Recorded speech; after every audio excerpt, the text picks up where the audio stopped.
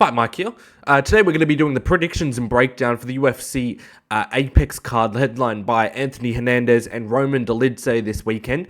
Starting off with the early prelim opener, we've got Gabriela Fernandez versus Julia Stoliarenko. I'm going to be picking Gabriela Fernandez by finish in this fight. I think that Julia being at $4 betting odds is absolutely wild. There's possibly a little bit of value on that one because she's not too bad. But Fernandez is definitely the cleanest striker out of the two. Stoliarenko is sort of like the finish or be finished type fighter. She's got great subs, but not really as much striking power.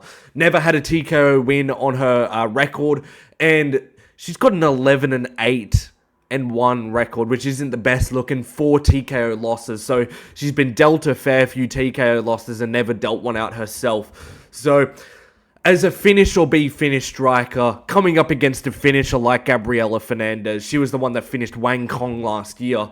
But I think that Gabriela Fernandez is always going to be this cleaner striker out of the two. Even though she was losing that fight against Wang Kong before she got the head kick off and the rear naked choke after it, she still isn't getting TKO'd herself. She's still winning most of her striking battles. Whereas Julia Stoliarenko has been losing to people like Luana Carolina, Chelsea Chandler, both by TKO as well. And an armbar win over Molly McCann sort of doesn't make up for those losses. And Fernandez looked really sharp, even in her fight against Carly Judice that she won by split decision. That's a very good win. She marked up Carly Judice a lot in that fight. And not easily, but definitely outstruck her in that. I think that Gabriela Fernandez is going to get the finish by TKO in the second round over Julia Stoliarenko. Moving on to the next fight, I've got Uros Medic versus Gilbert Urbina. I'm going to be picking Uros Medic by TKO. I kind of see this as a lock because although Gilbert Urbina is sort of a technical fighter, he seems super frail on the feet. Stands very tall. He's a very slim guy naturally.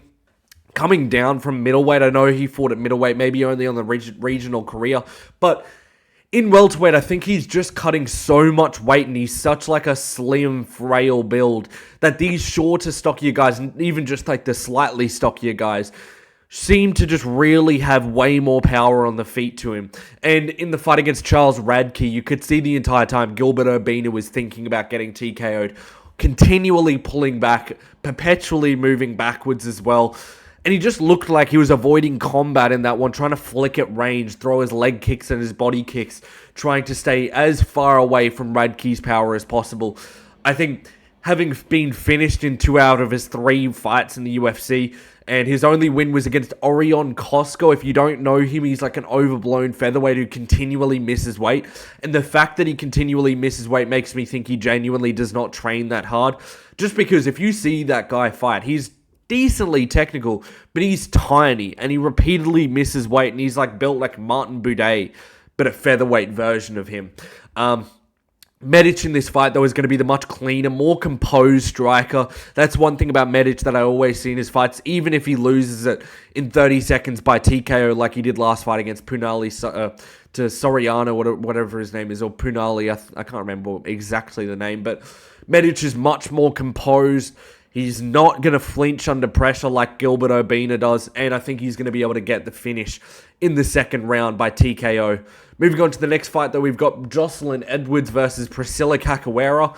This is going to be a pretty fun scrap between the two of them. Both of them like to throw heat. Both have a couple of TKO wins on their record, but I'm going to be going with Jocelyn Edwards in this one. I'm pretty sure Priscilla Cachoeira is moving up from flyweight division to bantamweight, but when I watch Priscilla fight, it's not like I see like a massive lighter man skill like gap between the two of them. I don't see someone who's like much faster, much more elusive when I see Priscilla Cachoeira and Jocelyn Edwards strike. I think Jocelyn Edwards is going to be the more brawler out of the two. She's going to be able to outmuscle Cachoeira and probably outwork her to a decision. I think she's probably a bit more powerful. I think her boxing's slightly better than Priscilla Cachoeira. And I think that she's going to be able to out-scrap her to a decision. This is probably going to be a very fun fight between the two of them. I'm actually quite excited for it. Moving on to the next fight, though, we've got Elijah Smith versus Toshiomi Kazama. I'm going to be picking Elijah Smith by decision. I could see a TKO win for him. I did actually write down TKO, but now that I'm thinking about it in the moment, I'm going to be picking Kazama by a decision. This is a very close fight between the two of them.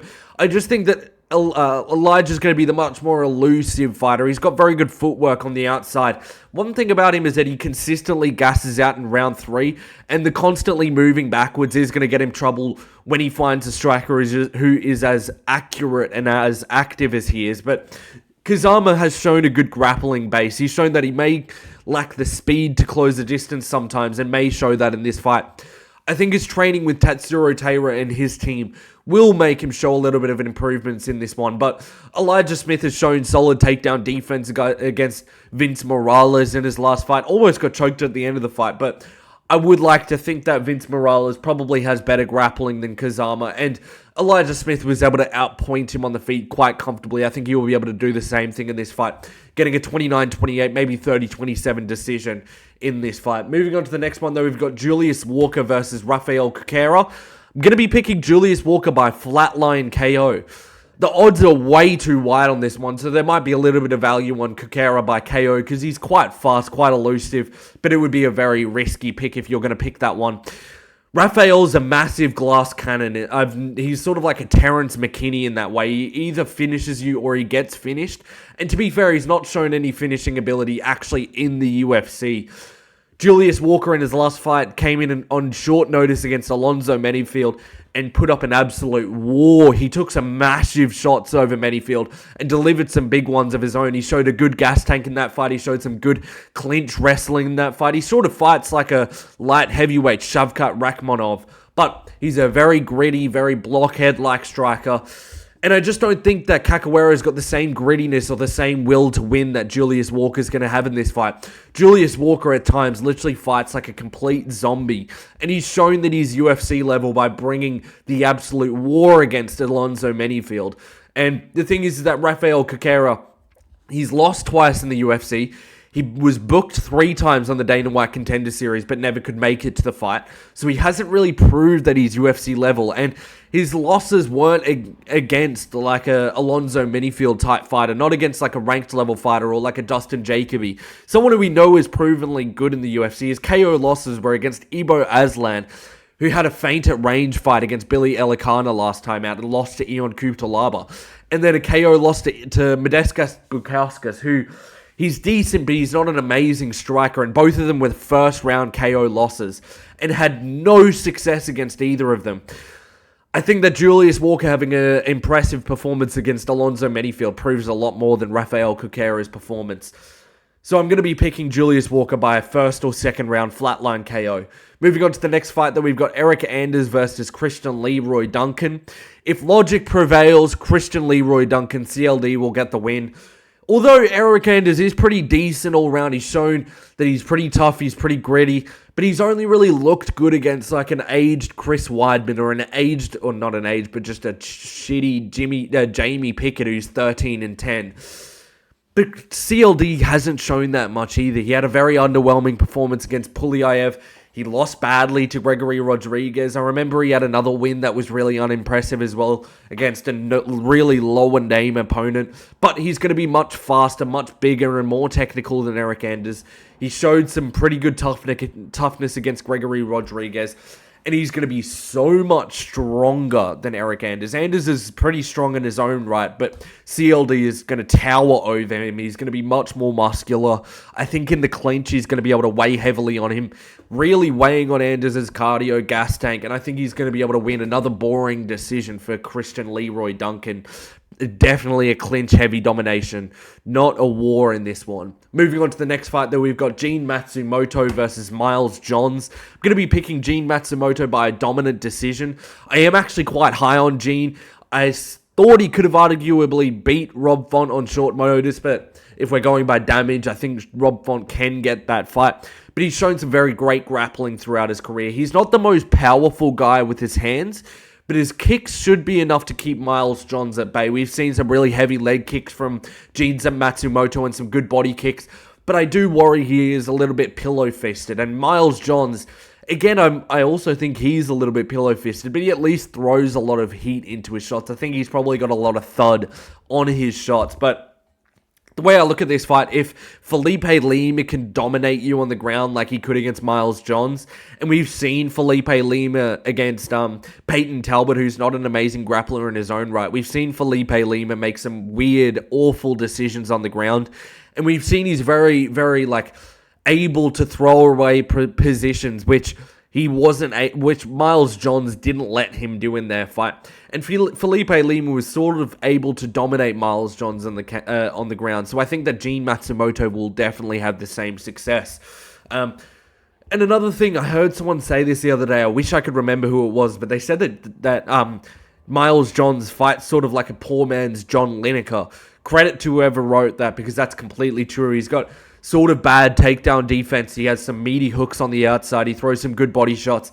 But I don't think that that's enough to beat a good prospect like Gene Matsumoto. I think it's going to be a 30-27 decision for Gene, where he's able to out-grapple Miles Johns in many positions and stay on the outside with his kicks. Moving on to the next fight, then we've got Andre Fili versus Christian Rodriguez.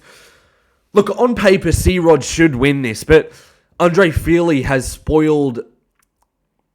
been spoiled a fair few times before. He has been fraud checked already. And if C-Rod's opponents aren't undefeated or aren't overhyped, he is very often been fraud checked himself. And Andre Fili has already been fraud checked, and he's known to fraud check guys in the past. So we could be looking at a fraud checker fraud checking the fraud checker. So this is a very difficult fight to predict, but realistically, if we're going skill for skill, I think Christian Rodriguez should get it done. He's got the much better grappling. I don't think that the on the feet that the skill gap is too high between them. I think although Fili has the edge on the feet, I think that the clinch control will go to Christian Rodriguez. The grappling definitely to Rodriguez. And I think that C-Rod's good enough to survive the stand-up positions, and just wait until Andre Fili makes a stupid decision throwing himself away the fight.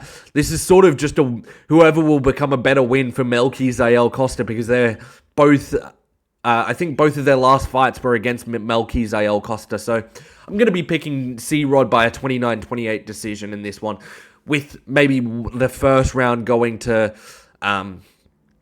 Andre Fili due to damage. But next two rounds, I think C-Rod's going to be able to out-grapple him on the cage and on the ground. Moving on to the next fight, though, we've got Yasmin Lucindo versus Angela Hill. I'm going to be going with Angela Hill by decision. This is a risky pick. I don't know if I would, tell my friends or my dad to bet on this, but I think that it's a good pick. Although she loses close decisions time and time again, Lucindo has shown massive holes in her game against Amanda Lemos, who herself is amazing at grappling. And Amanda Lemos was basically able to out-grapple Yasmin Lucindo throughout the entire fight. And the thing is, I was rewatching a bit of Lucindo's fights, and her performances against people like Marina Rodriguez or Karolina Kowalkiewicz or Poliana Viana was another one, or even...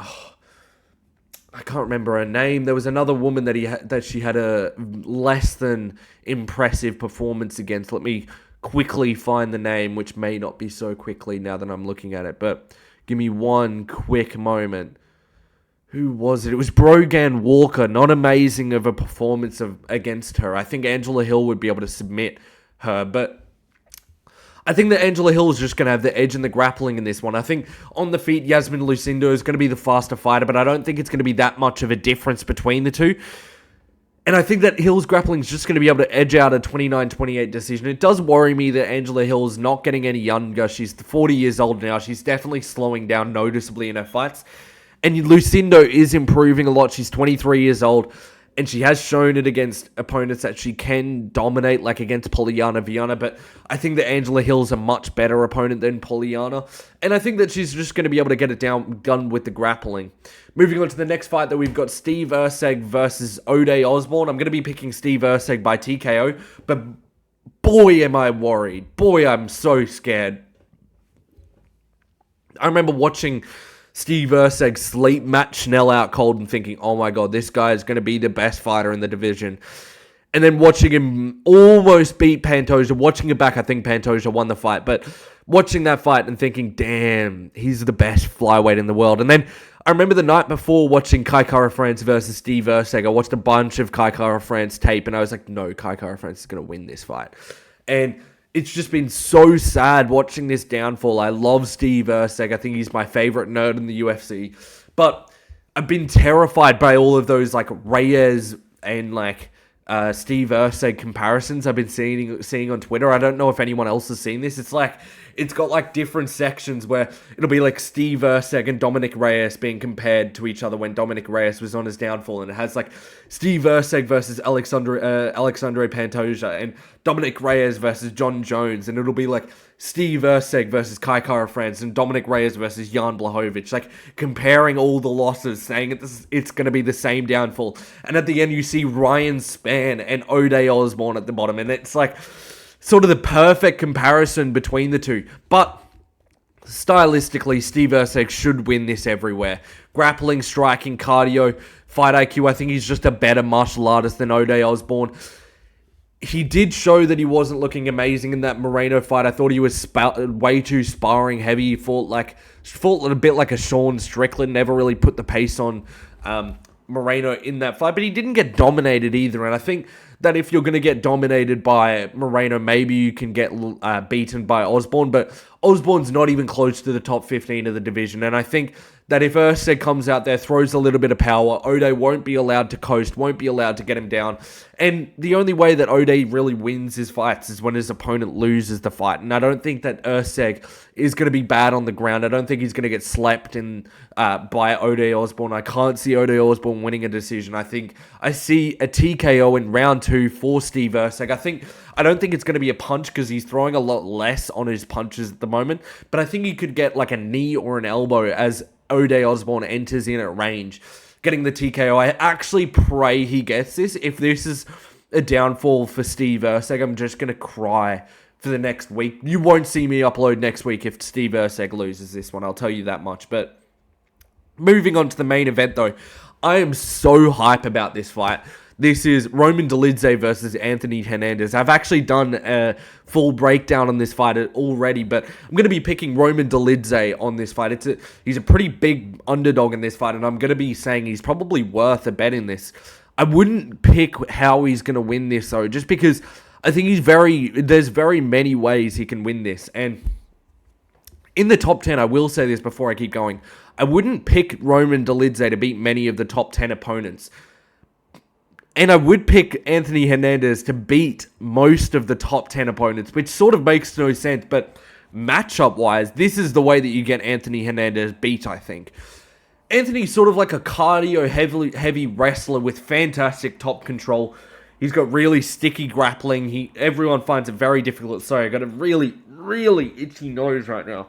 Okay, it should be good now. But Dolidze has shown that he's sort of the Horcrux to that sort of style. We've seen guys like...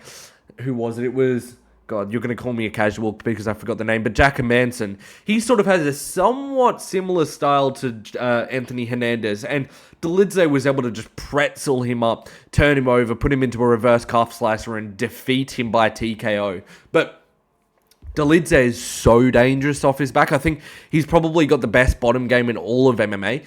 And Hernandez doesn't win fights on the feet. He wins fights sometimes in the clinch, but if they're in that position, I think Dolidze is going to be slightly stronger. Dolidze is much bigger of a guy. He's got some good techniques on the feet when he's getting to the ground. And I think out of anyone in the UFC, I think Dolidze has the best sweeps off bottom, best scrambles. He's got a very active guard. He just makes it hell for anyone who's on top of him. And the thing is about Anthony Hernandez is that he's been swept and threatened whilst on top by lesser grapplers before. We saw Brendan Allen was able to get him in, I think, a guillotine, almost in a rear naked choke. And multiple times before in his career, I think he's been submitted by an anaconda by someone. We've seen that he's been out-grappled before. Whereas Dolidze, no one has really out-grappled him at all. Like, Imavov have had a few moments there, but even then, Dolidze was just able to show how elite he is on the ground. On the feet, I think Hernandez is a little bit more technical, but I do think he's also more hittable. I think Dolidze has got a great granite chin. He's never been finished across his career. And Hernandez isn't that powerful on the feet. And I think that Dolidze is like deceptively powerful on the feet. He looks super non-technical, but he's he's physical, he's imposing, he's very awkward of a style. And for a guy like Anthony Hernandez, who is very hittable, I think it's going to be a very difficult fight for him. Dolidze puts a lot of it into his shots. He's not the most clean, but he's very heavy, very, very heavy early. And Hernandez, time and time again at the start of his fights, gets rocked. He gets rocked by Brendan Allen by a head kick. He gets rocked by, or he gets like a, I think it was a, he gets hurt by a body kick by, what's his name? Why am I so bad with names? Michel Pereira. Like, we've seen him get hurt time and time again, and I think that he's not got the granite chin that people think he has. We've seen him finished by Kevin Holland. I think that Dolidze is going to be able to deter him on the feet enough to where he's not getting like 3-1 on strikes. I think it's going to look somewhat even on the feet. I think it's even going to look like Vettori versus Dolidze on the feet. But then on the ground, I think that Dolidze is going to be able to draw out some bad takedowns from Hernandez, get pretzeled up on the ground, make Hernandez get pretzeled up on the ground. I could see Dolidze cracking Hernandez in round 1, pulling a guillotine, making it messy. Round 2 makes it a bit more damage, shoots maybe shoots a takedown on Hernandez, but then gets reversed and then can reverse and scramble and end up on top. And I think that it's very difficult for me to pick how he's going to finish this one. I'm going to pick by submission. I think by a rear naked choke. I think he's going to be able to scramble to top position on Anthony Hernandez and then end up on the back and actually finish the rear naked choke. And even if this fight goes to a decision, I think Dolidze's pressure, power, and scrambling is just going to make it super difficult for Hernandez to win this one. I know that people pretend like Dolidze's got no cardio gas tank at all, and we have seen him gas out quite a few times in his career. But that's usually when he doesn't get what he wants in this fight. Whereas Anthony Hernandez, when you watch them both fight, he's going to give Dolidze everything that he wants. We've seen that Anthony Hernandez can be pushed back on the feet. We've seen that he wants to shoot takedowns constantly on his opponents, which is where Dolidze wants to be. And we've seen that Hernandez can be outpowered early in this fight. And I think that Dolidze is going to be able to do that. Whatever method you pick him of victory, I think that Dolidze can win it. I think that he can finish Hernandez by ground and pound TKO. I think he can KO Hernandez in this fight. So this is a much closer fight than I thought that when it was first released. I actually think that Dolidze is going to get it done. I'm going to say by like 3rd or 4th round submission, maybe 2nd round submission. I will say though that Hernandez definitely has a chance. I'm not putting this like Hernandez got no shot. I think he could gas out Dolidze by working him on the cage. I think he could make Dolidze look terrible on the feet and start flopping onto his back. Maybe Dolidze gets so gassed out early that his bottom game doesn't mean anything at all, but I really think that Dolidze is going to be able to get this done, and I've been seeing people online talking about this fight, like Anthony Hernandez is going to be able to pretzel Dolidze up and submit him. No, he's not. It's going to be really even on the ground, especially early. I would be surprised even if Anthony Hernandez shoots for a takedown in the first round. I think Dolidze is going to be the one forcing the grappling early.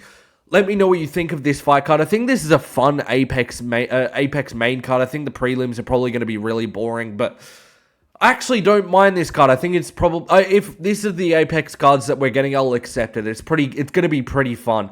Let me know what you thought of my predictions, though, in the comment section below. As always, like and subscribe the video, and I'll catch you next time. Peace. Lost my mouse.